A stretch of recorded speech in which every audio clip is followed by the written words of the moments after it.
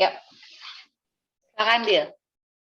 Ya, jadi false memory itu kan adalah ingatan yang terasa nyata, tapi bukanlah hal yang sebenarnya terjadi alias buatan, baik sebagian maupun seluruhnya. Mungkin kalau dari contoh simpelnya itu seperti ketika kita keluar rumah, tapi tiba-tiba kita balik lagi ke rumah karena kita ingat kita belum matiin kompor atau mungkin belum matiin TV, dan ternyata pas waktu kita balik lagi ke rumah, ya TV atau kompor atau hal yang kita periksa itu bukan nggak nyala gitu. Jadi apa yang kita pikirkan pas kita keluar rumah itu berbeda dengan apa yang kita cek waktu di rumah gitu. Nah, itu termasuk false memory dari contoh yang simpelnya. Dan ternyata false memory ini banyak faktor penyebab dari yang room 1 dapatkan, yaitu diantaranya ada sugesti, lalu ada perspektif yang tidak akurat, lalu ternyata ada faktor emosi juga. Nah, faktor emosi ini dari peneliti yang dilakukan di University of Chicago, bahwa emosi negatif seperti marah lebih mungkin memicu pembentukan false memory ketimbang emosi yang positif atau netral.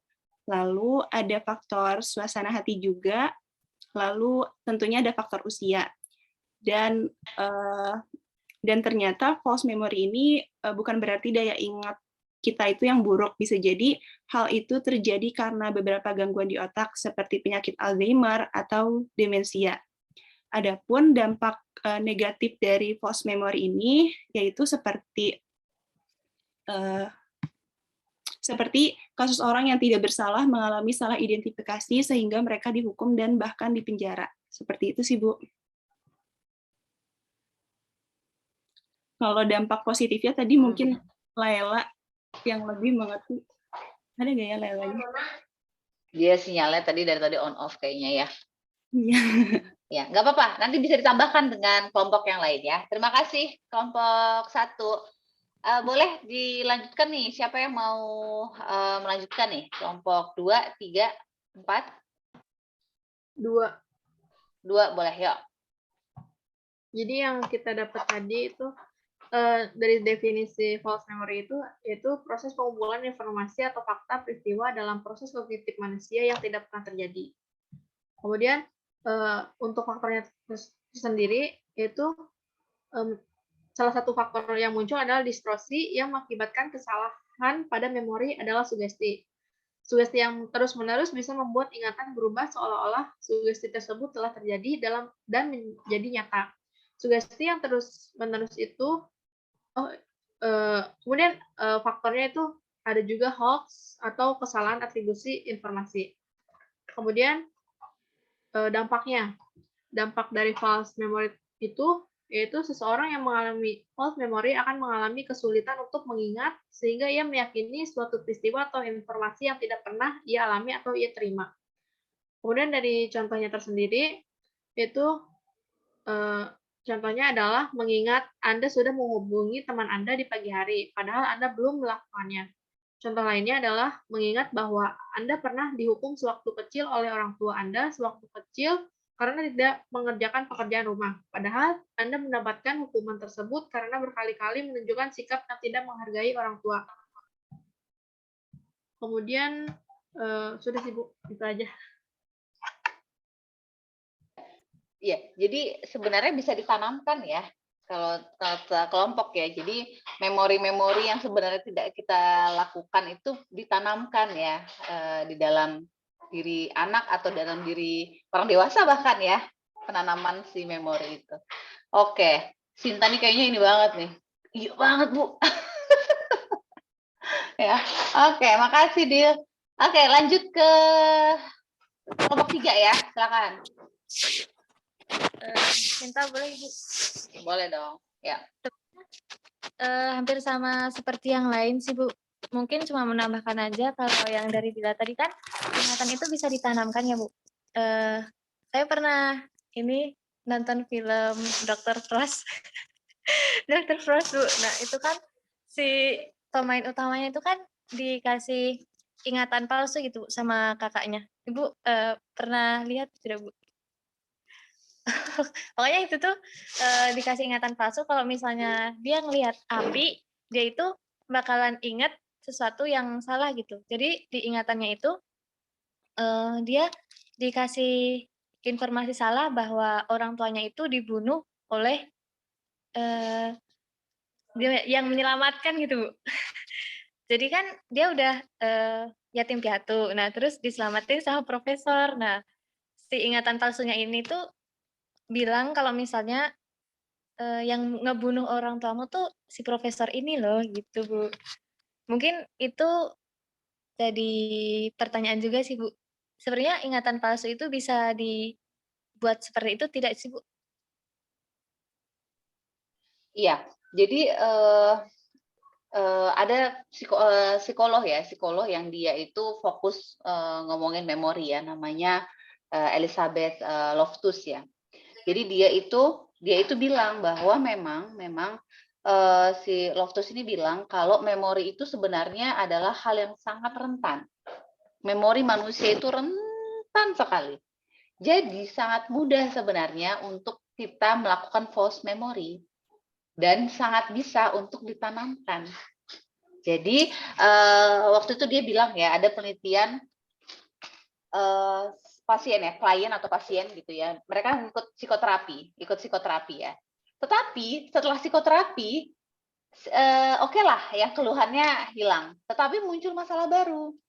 Ya, muncul masalah baru, dia jadi merasa bahwa banyak apa ya, jadi tertrigger ya, tertanamkan bahwa dia adalah pernah dilecehkan, dia pernah mengalami hal yang membuat harga dirinya jadi rusak dan lain-lain gitu. Padahal sebenarnya itu enggak, tapi itu muncul ketika proses psikoterapi gitu, psikoterapi psikoterapi apa ya waktu itu dibilang ya, terkait dengan ini Freudian sekali lah pokoknya ya, dia jadi ngomongin tentang psikoterapi Freudian gitu. Yang memang kan situasinya kan memang kalau Freudian itu kan nggak jauh-jauh ya dari pengalaman masa lalu gitu ya, tentang seksual dan lain-lain gitu. Jadi memang dia jadi tertanamkan. Jadi setelah psikoterapi malah memunculkan masalah baru. Nah, itu sebenarnya adalah proses penanaman ya, penanaman memori. Bahkan ya, kalau kata si Elizabeth Loftus ini, jadi sebenarnya kita bisa loh menanamkan memori, false memory pada anak yang overweight gitu. Jadi dibilang bahwa oh kamu pernah makan coklat itu sangat rasanya sangat pahit banget, gak enak banget gitu. Yang kamu suka itu adalah asparagus itu adalah makanan yang enak banget loh. Jadi dibuat ya false memory yang supaya dia makan makanan sehat. Jadi untuk menurunkan tingkat overweight pada anak. Kalau kata Elizabeth Loftus ya, gitu.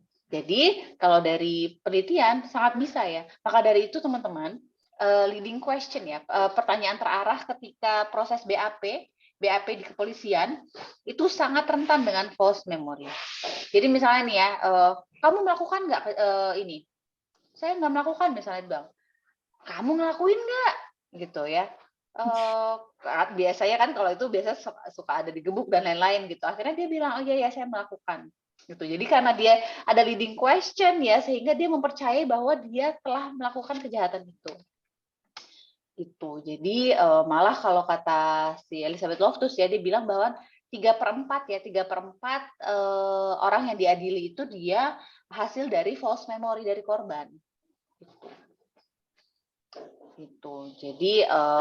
Jadi sangat itu ya, makanya dibilang memori itu sangat fragile, apalagi yang berkaitan dengan tapi sekarang ini sudah banyak kok ilmu-ilmu yang mempelajari mengenai false memory. Jadi bagaimana supaya biar supaya adil ya, dalam keadilan itu supaya lebih adil, sehingga perlu dipertimbangkan terkait dengan false memory. Jadi tidak serta-merta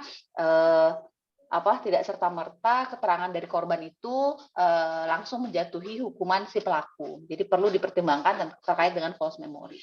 Gitu. Forensik banget ya ini ya. Gitu. Karena kalau pengalaman pribadi saya pernah teman-teman. Jadi yang saya nggak tahu deh di kelas kalian atau di mana ya saya cerita ya. Jadi anak usia 5 tahun diduga mengalami pelecehan seksual, tetapi akhirnya situasinya ya atau keterangannya itu terkelabui ya karena itu sugesti atau false memory yang dimasukkan oleh ibunya. Gitu. Jadi ibunya ini ada niatan untuk dia mengajukan perdata. Jadi bukan pidana lagi. Nah, kalau perdata kan udah terkait dengan uang ya. Jadi disitulah kita akhirnya skeptis gitu bahwa nih kasusnya itu seperti apa. Akhirnya kita minta CCTV dan CCTV yang membuktikan ya bagaimana situasi yang sebenarnya gitu. Jadi anak ini percaya dari keterangan anak sih dia menceritakan suatu kejadian persis sama seperti apa yang ibunya ceritakan. Nah, rupanya memang di situ ada penanaman ya, penanaman memori pada anak ini gitu. Gitu teman-teman. Gitu Sin. Ya Ibu, terima kasih sangat menjawab. Oke, kelompok 3 seperti itu ya penambahan kisah dari kisah Dokter Frost ya. Oke, sekarang kelompok 4 silakan yuk. Ada yang mau ditambahkan lagi nggak dari keterangan dari teman-teman yang lain? Mungkin Mutia mau itu kali ya Bu. Jadi apa? Berangkum. Boleh Bu. Bukan lagi tapi kayak baru sadar juga kayak kemarin kan udah belajar banyak bikin pedoman wawancara ya Bu. Nah, pedoman wawancara yang dibuat tuh berarti bisa kita arahin biar orang yang kita wawancara itu sesuai sama data yang pengen kita ambil gitu. Baru sadar di situ kayak jadi kayak ini cocok, ini bener cocok gitu. Iya cocok Bu gitu. Bisa jadi sebenarnya dia nggak cocok banget, cuman karena in-depth interviewnya kita buat pertanyaannya yang buat dia tuh bisa ngarah ke situ, jadi dia cocok gitu. Nah kalau kayak gitu jadinya bisa jadi nggak terlalu nggak terlalu bener ya Bu ya kalau kayak gitu jadinya. Betul. Makanya kalau wawancara itu kan kita menghindari leading question ya. Iya Bu. Ya, pertanyaan mengarahkan itu sebisa mungkin dihindari. Karena itu potensi untuk false memory, potensi untuk ya dia memberikan keterangan yang tidak sebenarnya gitu. Gitu sih ya teman-teman ya. Jadi jadi saya rasa ya sama-sama. Jadi saya rasa fenomena false memory ini menarik ya untuk dikaji ya, karena itu happen di dalam kehidupan kita sehari-hari, bahkan mungkin ke kita sendiri gitu ya, ke kita sendiri. Ada nggak sih memori-memori yang dulu sebenarnya kita nggak ngelakuin? Misalnya kalau penelitiannya Elizabeth Loftus ya, dia bilang jadi ada partisipan eksperimen dia ya, terus ditanamkan bahwa pas kecil kamu pernah digigit sama anjing misalnya, pas kecil kamu pernah tenggelam, pas kecil kamu dimasukin lah ya false memory. Akhirnya dia percaya ya, dia sangat percaya bahwa iya dulu tuh saya pas kecil itu pernah lo tenggelam, padahal sebenarnya enggak gitu. Jadi sangat bisa. Jadi mungkin bahkan ya kita nih, misalnya kita lagi cerita sama teman, iya gue pernah loh pas kecil tuh hampir tenggelam bla bla bla, karena diceritain oleh ibu kita. Padahal sebenarnya itu nggak terjadi gitu ya. Itu kan bisa jadi false memory ya. False memory. Bahkan teman-teman jadi takut berenang gitu ya. Alasan misalnya nggak bisa berenang karena pernah mau tenggelam gitu ya. Padahal sebenarnya itu tidak terjadi. Nah itu bisa jadi gitu. Ya. Oke, ada pertanyaan lagi teman-teman sampai sini?